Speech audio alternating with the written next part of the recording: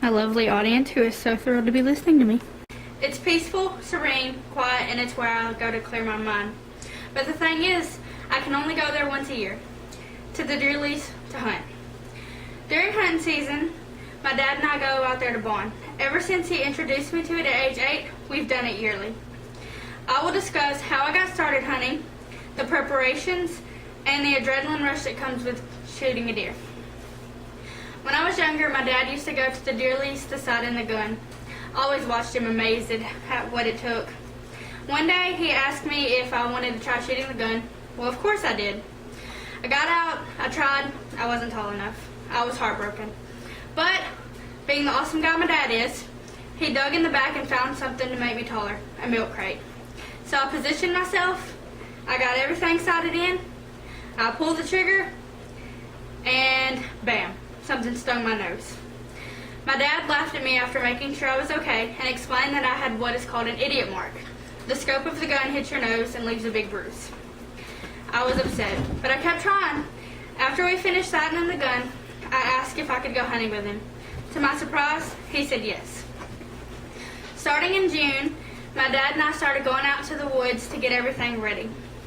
We tilled up the ground to pour in a deer salt and corn mixture.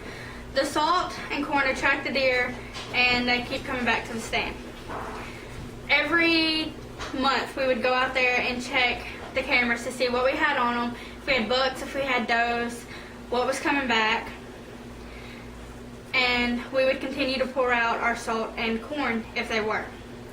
So when hunting season rolled around, we had to wake up early, get scent-free showers, get dressed in scent-free clothes, walk a mile to the woods just to get in the stand. And guess what?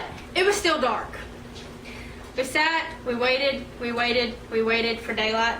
When finally it came, we had to wait even more until a deer walked in, if one even showed up. Finally, a deer walks in on my first hunt. I moved quickly, situated myself with the gun, tried to be quiet so not to scare off my target.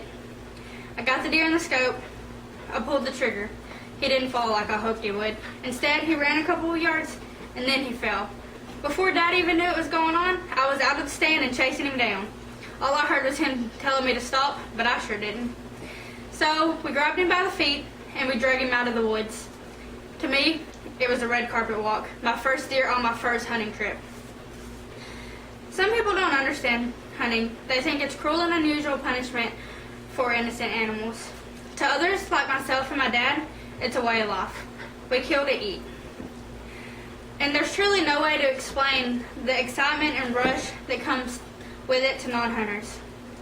Maybe if you don't hunt or have heard my speech, you can see the other side and not be so harsh on the actions of hunters.